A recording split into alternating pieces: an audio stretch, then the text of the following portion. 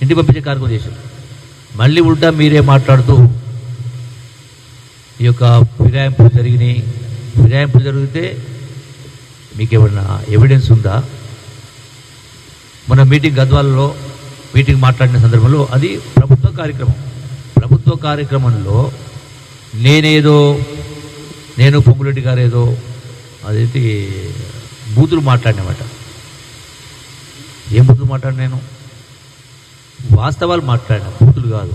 వాస్తవాలుగా బూతుడు పేరు పెడితే రాష్ట్రం అప్పుల పాలైంది, డబుల్ బెడ్రూమ్ కట్టిస్తాడు, రకరకాల మాటలు చెప్పిండు. అవన్నీ ఏవి కూడా నెరవేర్చలేదు అనే మాట నేను మాట్లాడినా. కేటీఆర్ బూతులు మాట్లాడి ఎట్లంటాడు? ఒక్కటి రికార్డు చూపించండి. నాది బూతులు మాట్లాడే సంస్కారమేనా? ఏదైనా మాట్లాడినా? బూతులు మాట్లాడుతుంటే ఆడ ఉన్న కృష్ణమోహన్ రెడ్డి ఏం మాట్లాడలేదట. అదొక వేదిక, ప్రభుత్వ కార్యక్రమం. దాంట్లో అంటే ప్రభుత్వ కార్యక్రమం వేదిక కూడా పాల్పంచుకోవడా? ఎమ్మెల్యేలు రాకూడదా? వస్తే పార్టీలు చేరినట్ట.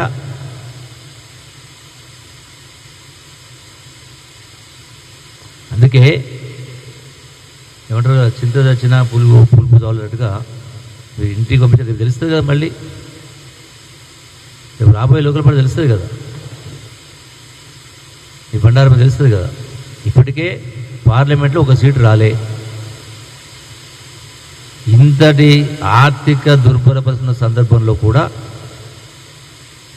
ఇలా ముఖ్యమంత్రి రేవంత్ రెడ్డి గారి ప్రభుత్వం ప్రతి సంక్షేమ కార్యక్రమాన్ని అభివృద్ధి గారు ముందుకు తీసుకెళ్లే కార్యక్రమం చేస్తూ ఉన్నాం. వీటికి సంబంధించి స్పీకర్ గారు నిర్ణయం తీసుకుంటారు, సుప్రీంకోర్టు పరిధిలో ఉంది, కోర్టు పరిధిలో ఉంది. దానిపైన మనం ఏది మాట కూడా కరెక్ట్ కాదు. సో డెఫినెట్గా చట్టం ప్రకారమే జరుగుతుంది ఇది కూడా. Thank you.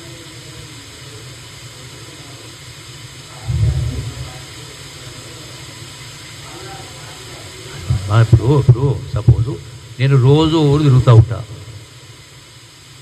రోజు ఊరు ఓ జిల్లా తిరుగుతూ ఉంటాం. అందుబాటులో ఉండకపోవచ్చు. అందుబాటులో లేనప్పుడు ఏడుంటే అక్కడికి వస్తారు. వాళ్ళ నియోజకవర్గ అభివృద్ధి కోసం దానికోసం వస్తారు. దాన్ని తప్పిట్లా పడతారు అంటే వాళ్ళ నియోజకవర్గం వదిలిపెట్టుకొని 6 రోజులు 10 రోజులు పడిగాపులు కాస్తారా? నేను 2 రోజులు నేను ఆదిలాబాద్లో ఉన్నా, మనం నార్కల్ జిల్లాకు పోయినాం, వనపల్లి జిల్లాకు పోయినాం, ఎక్కడో ఉన్నాం. వాళ్ళ నియోజకవర్గానికి సంబంధించినటువంటి సమస్యల పరిష్కారం కోసం మంత్రులు ఎక్కడుంటే అక్కడికి వస్తారు. మంత్రులు ఎడ ఉంటే అదే ప్రభుత్వం, అక్కడ ప్రభుత్వం ఉన్నట్టే లెక్క.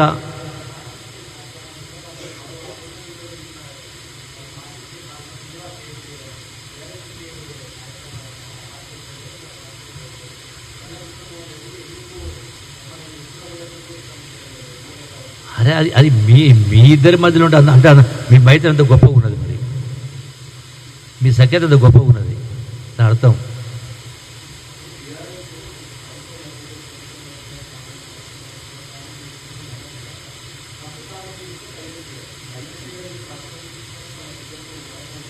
ఒక నిమిషము ఇంతకుముందే మీకు ఉదాహరణ చెప్పిన ఇది ఒకటే లెక్క. దీనికి సంబంధించి ఎవరు ఏ పార్టీలో కూడా చేరలేదు. చేరితే చట్టం తన పని దాన్ని చేసుకోబోతుంది.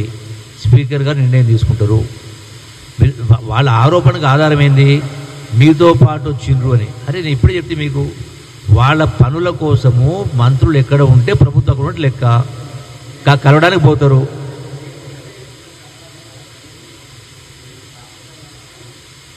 మీకు తెలుసో తెలియదో బలవంతంగా వేసి కూడా తీసేసిండ్రు. మీకు కనపడ్డది టీవీ మాత్రమే.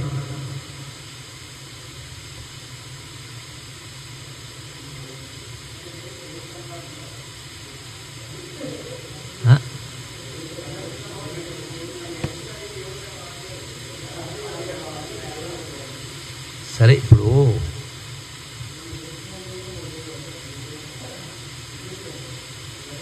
అదే మీరు చూపించినటువంటి సందర్భం ఎవరైనా తీసుకొచ్చేస్తే బలం చేస్తే కూడా ఇష్టం లేకుండా చేస్తే పరిస్థితితో పడేస్తారు.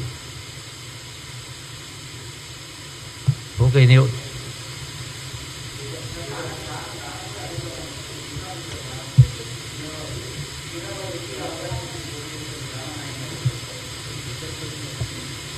ఏదున్నా అది ఆల్రెడీ ఆ అంశం అనేది కోర్టు పరిధిలో ఉంది.